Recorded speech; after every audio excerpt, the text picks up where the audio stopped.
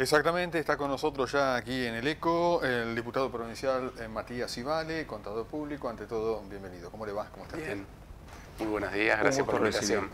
Bueno, la verdad que hay varios temas. ¿Por dónde arrancamos, Rodolfo? A mí me gustaría hablar un poquitito de un tema que siempre preocupa y que tiene que ver justamente con un proyecto que ha presentado para, bueno, tratar de lograr alguna auditoría de IOMA, un tema que preocupa y 23.000 afiliados medio como a la deriva aquí en Tandil, ¿no? Sí, acá en Tandil y te diría en toda la provincia. El problema de IOMA es un problema que abarca a todos los bonaerenses. Obviamente nosotros la conocemos mucho más por lo que ha sido en Tandil.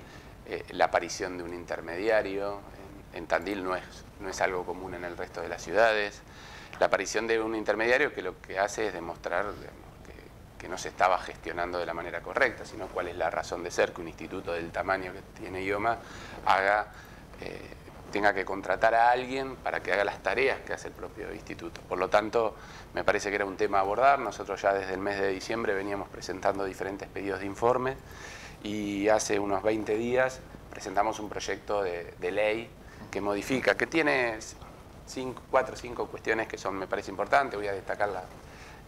¿En qué cambiaría? La primera cuestión es que en realidad el instituto es autárquico. Esto no se está cumpliendo desde la época de Duhalde. Lo que se hace es el Ministerio de Economía retener los fondos, por lo tanto colocar esos dineros que son de los afiliados para sanear las cuentas del gobierno provincial, y eso hace que se retrase el pago a las clínicas, el pago a los profesionales y en definitiva muchas veces terminan cortándose las prestaciones. La primera cuestión entonces... O sea, ¿pueden usar los fondos, digamos, como si fueran de libre disponibilidad para gastos de provincia? A ver, lo que sucede es que cuando el 90 y pico % de los afiliados de IOMA son empleados estatales, ¿no? Hay un pago voluntario, pero el 90 y pico es estatal. Entonces, a vos te retienen el aporte y la contribución está en las arcas. Esa plata debiera ir automáticamente a IOMA. En vez de ir a IOMA, queda en las arcas de la provincia de Buenos Aires, que maneja, claro, hace colocaciones y demás, y no se hace el uso correcto que estaba establecido en la ley original. Bueno, el primer punto tiene que ver con esto. El segundo punto tiene que ver con un cambio importante en el directorio. Los afiliados no tienen representación. Sí está los representantes de las clínicas, están los representantes de los médicos, están los representantes de los sindicatos. El afiliado, nosotros proponemos que ahí haya incorporación de directores que entren en forma directa a través de elección. Hay cuestiones que también hemos incorporado ahora con respecto a la cobertura de los medicamentos. Digo, IOMA, con muchos problemas en la gestión, en general los medicamentos caros va dando vuelta, pero los termina cubriendo, pero hay los medicamentos comunes, los de base, hoy está cubriendo con un monto fijo y no con porcentual. Al haber una escalada a partir de la desregulación que ha planteado el gobierno nacional, los medicamentos han crecido hasta un 1000% y lo que hoy cubre IOMA no llega, en muchos casos no llega al 5 o 10%. Bueno, también hemos planteado eso, una serie de medidas que, bueno, han tomado estado legislativo, ahora se van a discutir en las comisiones, esperamos tener algún tipo de acompañamiento del resto de los bloques. Correcto. Otro problema que tiene IOMA, nos comentan afiliados, el hecho que solamente les cubre cuando es una monodroga, no un compuesto, por ejemplo. Bueno, todo eso está. De todas maneras, creemos que, a ver, esto es un granito de arena. Me parece que tiene que haber un cambio en la gestión importante. Hoy IOMA no está gestionando a nuestro juicio de la manera correcta. De hecho, en una reunión que mantuvimos el día de antes de ayer por otros 2 proyectos vinculados al salud con el ministro de Salud, él reconocía que el instituto este año ha dejado de cubrir una cantidad importante de medicamentos en su totalidad como antes lo venía haciendo. Pero de alguna manera, bueno, era una especie de llanero solitario Tandil cuando luchaba contra IOMA, pero ahora la situación ya está más generalizada. Bueno, ejemplo, de hecho han tomado Mar del Plata, hubo manifestaciones en Bahía Blanca. Yo recibía grupos de autoconvocados de Bahía Blanca, en La Plata mismo, que pareciera que en La Plata por ser todo lo que toma más dimensión, no iba a pasar y pasó, así que bueno, sí, el problema es generalizado. El problema de salud en general. Hoy me parece que una de las principales demandas que están teniendo los argentinos en general tiene que ver con salud. En el caso de IOMA es la segunda obra social, más de 2 millones de afiliados, tiene un impacto. Pero todo lo que sucede con las prepagas, hoy toda la clase media de la Argentina está sufriendo esta situación. Sí, totalmente, eso es una realidad. Varias preguntas por el tema usina.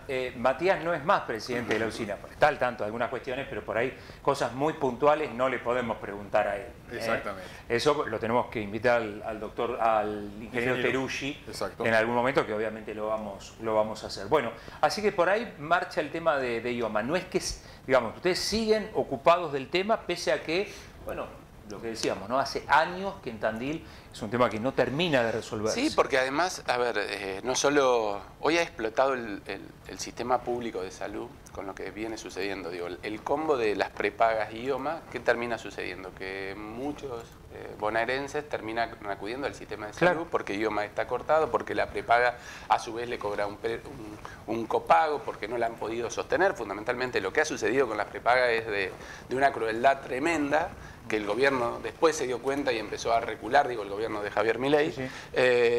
Y esto cayó todo en el sector público. Todo eso se atiende en el sector público municipal en este caso, o el sistema público provincial, termina teniendo que atender a una cantidad de pacientes y vecinos que multiplicó, en el caso de Tandil, arriba de 8.000 digamos, tandilenses nuevos que empiezan a atenderse del sistema público de diciembre a esta parte, y esto implica mayores gastos, algo que no estaba presupuestado, con medicamentos que decíamos, y drogas que aumentaron en algunos casos hasta el 1.500, 2.000%.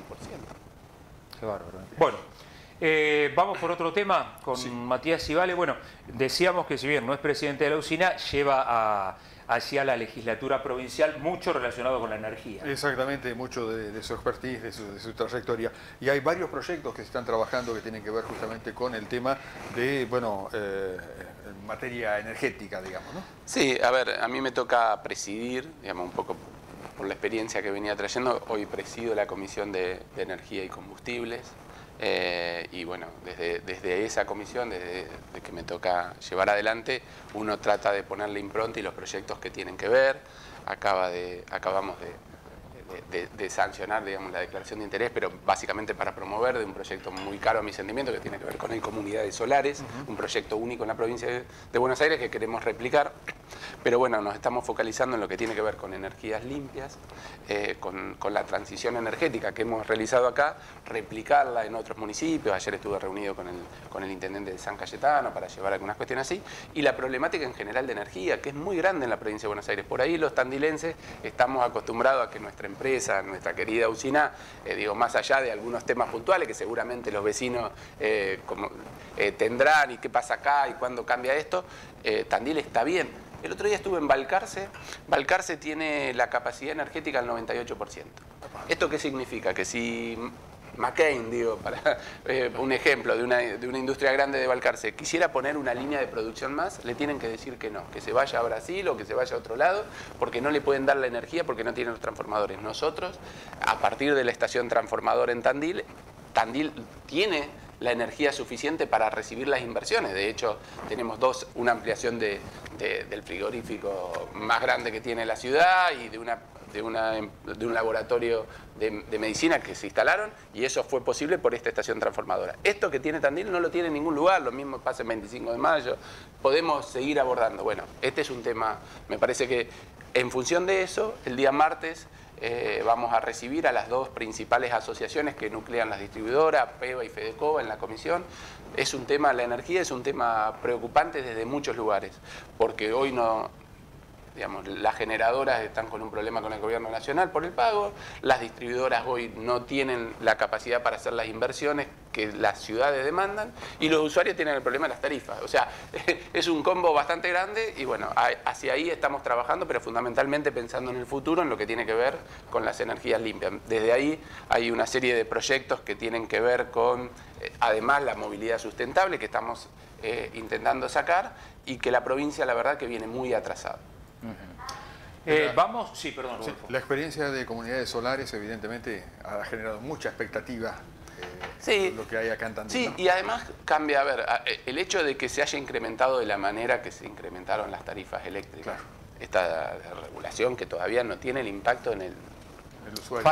Falta todavía. ¿Falta todavía? Falta todavía, digo, esta decisión que tomó el gobierno nacional, digamos, iba a tener un impacto, y lo estamos sufriendo de alguna manera todos los argentinos en general, y falta, porque se demoró una parte del incremento tarifario, hace que las energías renovables sean competitivas.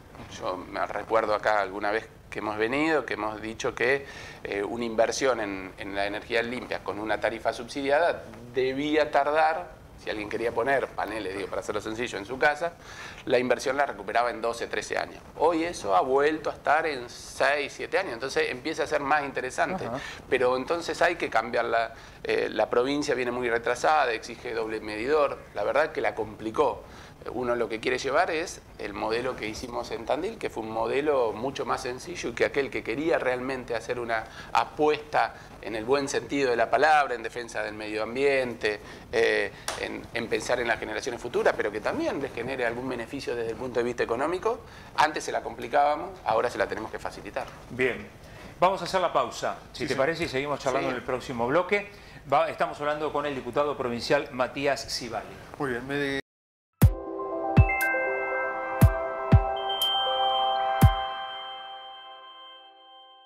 Muy bien, 9 de la mañana, 4 minutos. Continuamos aquí conversando con el diputado provincial Matías Civale. El tema que teníamos previsto para continuar ahora tenía que ver con la presión impositiva de la provincia, los aumentos que se han dado. Inmobiliario rural, bueno, concretamente han tenido reuniones con representantes de los productores. Bueno, evidentemente un tema que preocupa mucho, ¿no? Sí, ya hace unos 20 días nos reunimos con toda la mesa de enlace de la provincia. Nosotros veníamos trabajando y teniendo conversaciones con las diferentes instituciones provinciales que representan al sector agropecuario. A partir de diciembre, cuando se da la reforma impositiva, que tiene un impacto importante en todos los impuestos, que fue bastante por encima de la inflación y que tuvo algunas particularidades, no solo en el impuesto inmobiliario, en las patentes, que seguramente todos... 200% también. Sí, no, y más también... y en el inmobiliario rural tuvo un impacto. Porque además, a ver, había un límite que establecía la norma que tenía que ver con el 200%, salvo algunos casos excepcionales. Cuando se dio el revalúo, hubo muchos más de lo que se había planteado que superaron ese 200%, pero aún a los de 200%, cuando el gobierno decide sacarle el beneficio por buen contribuyente y el pago anual que hacían, en los hechos, muchos de los productores terminaron teniendo aumento como mínimo del 250%. Que tal vez uno cuando lo analiza y está en la discusión, cuando dice, bueno, pero el impuesto representa cargar el combustible de una chata, un tanque, tal vez, viéndolo así, no pareciera tanto, pero en la suma, en la acumulación de los impuestos y de la carga tributaria, hoy deja fuera a los pequeños productores muchísimo. Digo, también tenemos un gobierno nacional, digo, el presidente hizo toda su campaña diciendo que si aumentaba un impuesto se cortaba los brazos. Lo primero que hizo fue aumentar la retención, el impuesto país y demás. ¿En quién recayó? En el sector agropecuario, que en el interior productivo es el que genera mano de obra directa, pero también indirecta, que esos fondos terminan quedando en las comunidades rurales, que termina quedando en ciudades como las nuestras. Así que era un momento preocupante lo que sucedió. Ahí nosotros hemos planteado alguna serie de cuestiones para trabajar en una modificación. Nosotros no creemos en esto de la rebelión fiscal, tampoco lo comparten las instituciones, pero sí me parece que hay posibilidades, por ejemplo, para volver a tener este beneficio de buen contribuyente, pago anticipado, ponerlo en la norma y no como una facultad del Ejecutivo. Bueno, estamos trabajando en algunas cuestiones de ellos que exceden incluso a la cuestión impositiva. Hemos planteado trabajar en una agenda que tenga que ver con la ruralidad, con lo que pasa con el transporte escolar, que rural, que tampoco es un problema de acá, lo que pasa con las escuelas unitarias. Así que, bueno, los caminos vecinales y los caminos provinciales. En mi caso me he reunido con algunos autoconvocados que hoy también tienen grupos respecto a la situación de las rutas nacionales, rutas provinciales, perdón. La provincia tiene un organismo de contralor y tiene un observatorio que debiera informar a la legislatura sobre la situación, las obras que se están realizando y demás, y esto no se hace desde el año 2021. En mi caso recibía y me reuní con el intendente de Belgrano por un acceso a la ciudad de Gorge, 8 kilómetros que ha dejado en forma totalmente aislada. Es un camino que comenzó el gobierno nacional anterior y no hizo la obra. La provincia ahora se comprometió a realizarlo, pero llevamos 6 meses y todavía nada. Matías, mencionaste rutas provinciales y el alerta saltó, inclusive de algunos oyentes. El estado de las rutas provinciales es en general pésimo, paupérrimo. Cuando ustedes plantean estas cosas, ¿qué le dicen? El otro día, inclusive con el tema control de cargas que es tan necesario para las rutas que llegan a Tandil. 74, la 30, sin ir más lejos. Una locura. El otro día, bueno, te habrá pasado alguna vez, más de una vez, ¿no? Camiones recontra cargados de piedras, inclusive sin lona. ¿Qué les dicen a ustedes desde el Ejecutivo cuando plantean estas cuestiones? Bueno, a ver, primero a mí lo sufro a diario. A mí me toca, llegué ayer, viajé el domingo a La Plata, yo viajo toda la semana. No solamente a La Plata, sino que recorro muchas de las localidades de la quinta sección y lo veo, digo, la 74 es el ejemplo más claro, digo, ha sufrido muchísimas víctimas, pero falta total y absoluta de señalización, lo que, bueno, yo hice un pedido respecto en diciembre, la señalización, que hasta hay un fallo judicial de que tiene que hacerse cargo la provincia de el cruce de la 74 sobre la vía, que llegando a Cuatro Esquinas. Digo, ese ejemplo, pero toda la 74 está sin señalizar, está bachada. Hemos planteado, estamos trabajando en algo que tenga que ver con el control de cargas, pero puntualmente nos hemos focalizado en hacer, yo vengo trabajando con el exintendente de Lobería, Juan José Fioramonti, que me ha pasado detallado un informe a Lobería, lo cruzan todas las rutas provinciales y es un desastre. Entonces, bueno, nosotros hacemos el planteo de la legislatura, entendemos que son responsabilidades del gobierno, ha planteado de que hoy no hay fondos. Digamos, hoy pareciera ser que... Sí, está bien, hoy digamos, no hay fondos, los bonaerenses, pero no hubo el año pasado, el anterior, porque las rutas provinciales están siendo un desastre desde que yo recuerdo. Mirá, voy a hacer una paradoja con lo que sucede con IOMA. Me parece que al gobierno provincial le sienta bien lo que viene haciendo el gobierno nacional porque encuentra la excusa en el gobierno nacional de decir nos desfinanció, nos sacó como si los problemas hubieran arrancado el 10 de diciembre. Y la realidad es que es un gobierno provincial que viene gestionando hace 4 años. Los problemas de IOMA no empezaron el 10 de diciembre, el problema de las rutas provinciales no empezaron el 10 de diciembre. ¿Es cierto que esta situación se agravó? Sí, es cierto, porque el gobierno nacional ha dicho no va a haber obra pública, no cree en la obra pública, no cree en la existencia del Estado, ha desregulado los medicamentos. Digo, en este caso termina parte del argumento del 10 de diciembre para acá, del gobierno provincial tiene razón, pero de lo anterior no se hace cargo. ¿Y qué pasa? Los bonaerenses quedamos y somos rehenes de esta pelea dialéctica que va subiendo y escala en temperatura, pero no resuelve las cuestiones, no resuelve las rutas. Por eso digo, el gobierno nacional plantea no va a haber más obra pública. ¿Y quién va a hacer las rutas? ¿Vamos a esperar que venga un privado a realizarlas? No, la tiene que hacer el Estado Nacional, se tienen que auditar, se tienen que tener los fondos, se tienen que controlar, se tiene que haber, digo, el paso posterior es, la 74 se reparó cantidad de veces. Correcto. Si no hay un trabajo de la provincia para hacer un control de carga sobre lo que pasa, el problema a los pocos meses sucede. La 30, hoy a Rauch, está intransitable. Sí, lo sabemos. Lo sabemos y lo sufrimos. Y lo sufrimos, digo, sí. Bueno, la realidad del radicalismo, ¿cómo se está viendo? ¿Con Facundo o sin Facundo? Bueno, a ver, nosotros con Facundo estamos trabajando en un proyecto. Creo que el radicalismo se está dando una discusión interna y obviamente es un partido que no es del pensamiento único, esto es una ventaja y siempre ha habido diferentes miradas a lo que hacer y a su vez hay diferentes responsabilidades. Yo acá separo, digo, hay una responsabilidad de los gobernadores, hoy el radicalismo tiene 5 gobernadores, 5 provincias muy importantes, desde Jujuy, que se gobierna hace años con una gestión transformadora, que es ejemplo, lo mismo que en Mendoza, que son miradas desde algunos aspectos de la energía renovable, desde la producción en el caso de Mendoza, como ejemplos a seguir. Provincias más nuevas que se empiezan a gestionar con problemáticas muy particulares, como el caso de Santa Fe, donde el gobernador está inmiscuido en la problemática de la narcocriminalidad.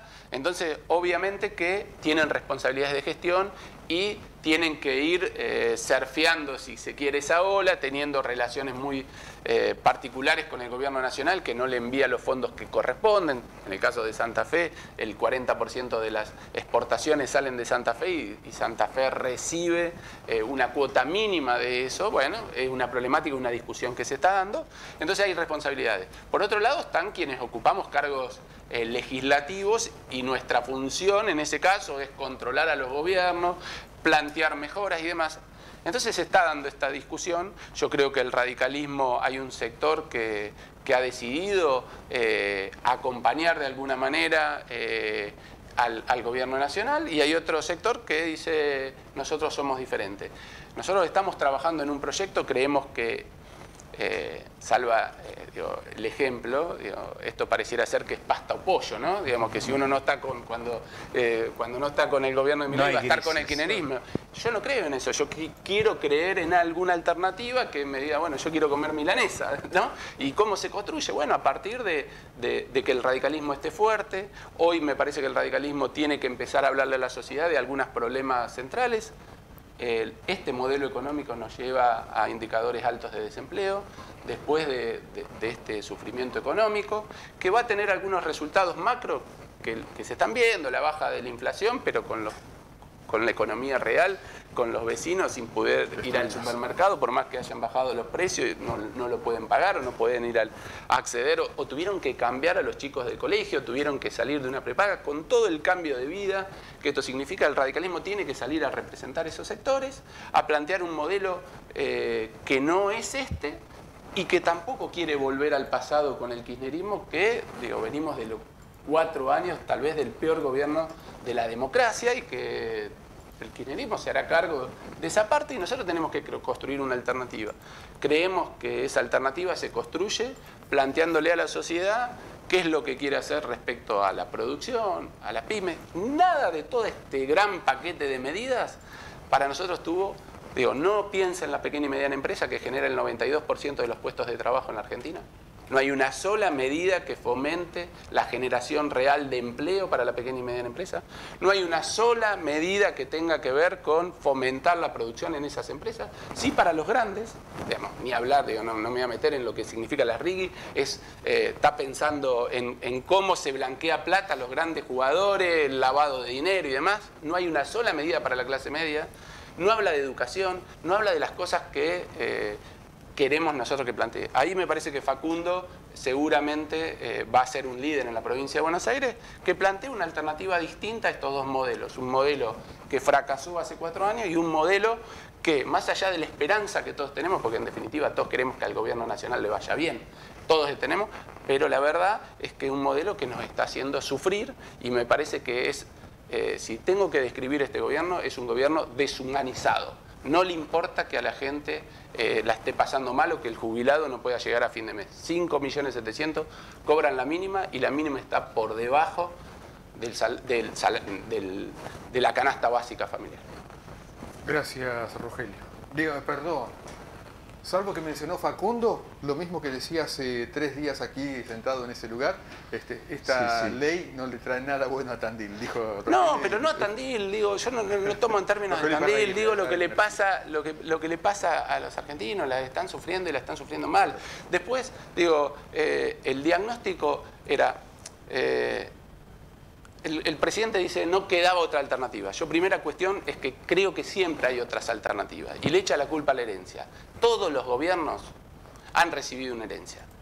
El radicalismo tiene en Raúl Alfonsín su figura. Herencia como la que recibió Raúl en el peor, sin Estado de Derecho, sin instituciones. Y Raúl hizo lo que tenía que hacer y no hablaba de la herencia. Se tomaron las decisiones. Todo esto justifica la herencia.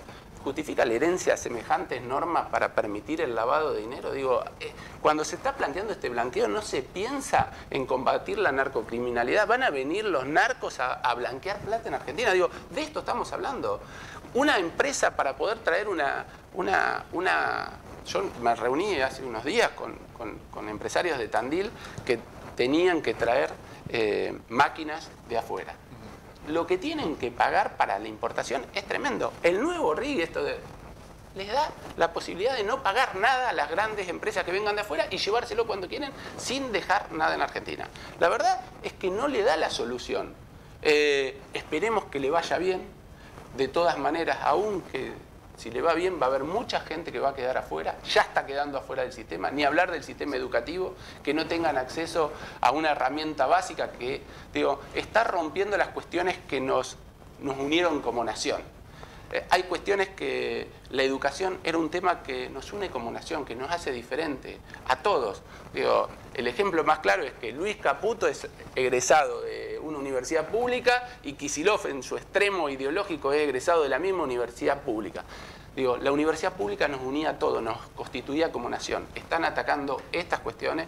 Entonces, a esas alternativas el radicalismo, y que es lo que estamos intentando construir como una alternativa. Yo no creo en el blanco y negro, creo que siempre hay diagonales en las cuales se puede construir. Y en esa convocatoria, cuando el radicalismo esté fuerte, seguramente va a haber sectores del peronismo que van a acompañar, va a estar el GEM, va a estar el socialismo, va a estar la coalición, porque creemos que se puede construir un país mejor desde otro lugar. Ojalá le vaya bien al presidente, no creo que estas medidas sean las que en el futuro nos hayan dado buen resultado. Gracias, Matías. No, ustedes. Muchas gracias. El contador Matías Ivale, diputado provincial por el Acuerdo Cívico, charlando aquí en el desayuno de Tandil Despierto.